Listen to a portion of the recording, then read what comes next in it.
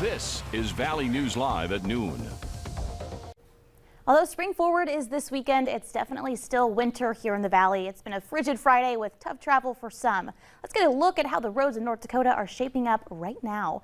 You can see at this time all of the previous travel alerts we've been reporting on have been lifted. The North Dakota DOT map is showing some tricky spots in the northeast corner of the state. The roads in purple are showing scattered snow drifts on I-29 from Buxton to the Canadian border. The roads in yellow are showing ice or compacted snow. But I-29 and I-94 around the FM Metro are showing good for this time of year. Across the river over in Minnesota, the closure on Highway 10 from Karlstad to the North Dakota border was lifted about 30 minutes ago. But the map is showing the most effects happening in the northwest corner of the state. The roads in pink are reported to be completely snow covered. Those black dots you see stretching from Karlstad to Greenbush and then Oslo to Warren are showing visibility of 1/10 of a mile or less.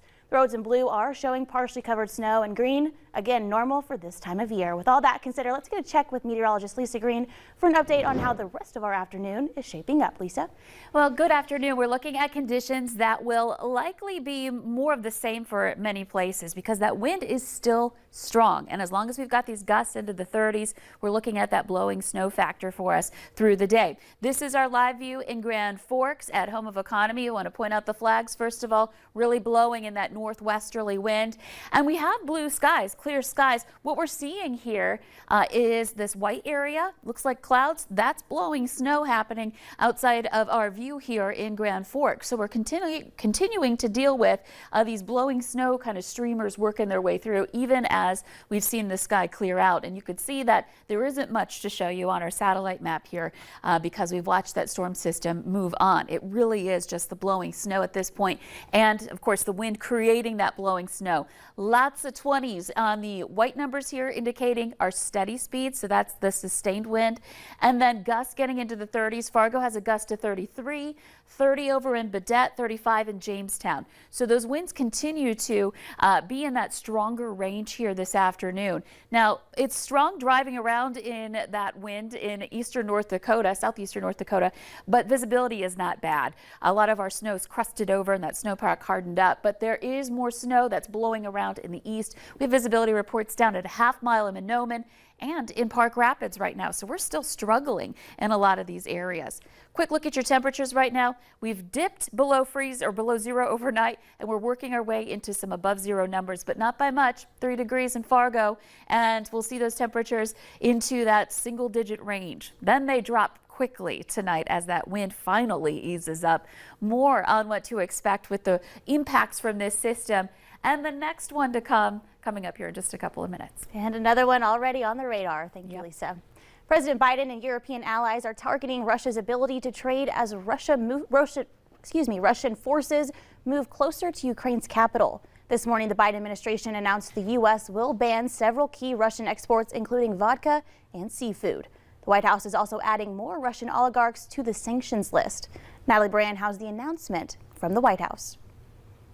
President Biden is calling on Congress to repeal permanent normal trade relations with Russia. Putin is an aggressor.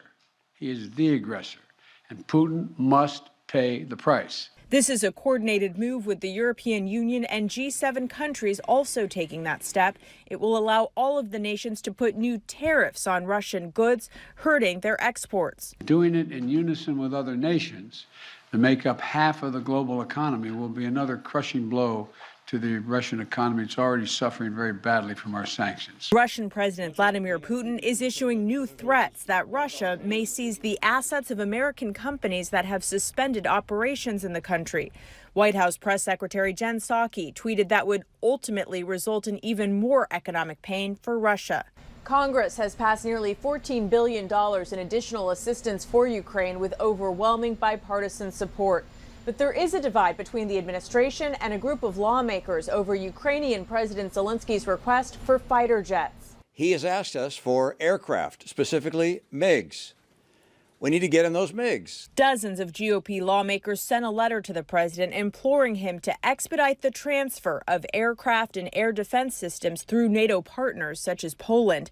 But the administration opposes the plan, calling it a high-risk move. Moscow could well see the provision of this type of asset as escalatory.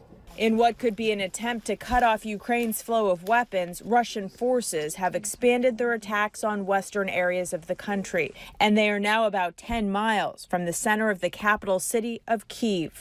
Natalie Brandt, CBS News, the White House.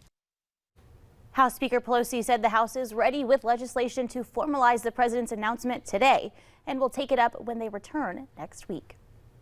The Knights of Columbus are hosting a prayer service for Ukraine this weekend. It's happening tomorrow morning at 11 at St. Anthony's Catholic Church. Ukrainians living in North Dakota will be among the people attending the service. If you're interested in buying a cat, the Cass County Sheriff's Office is warning you about an online scam involving a few cat breeders in question. They're listed on your screen right now. Victims from various states say they purchased cats from breeders claiming to be in Leonard, North Dakota.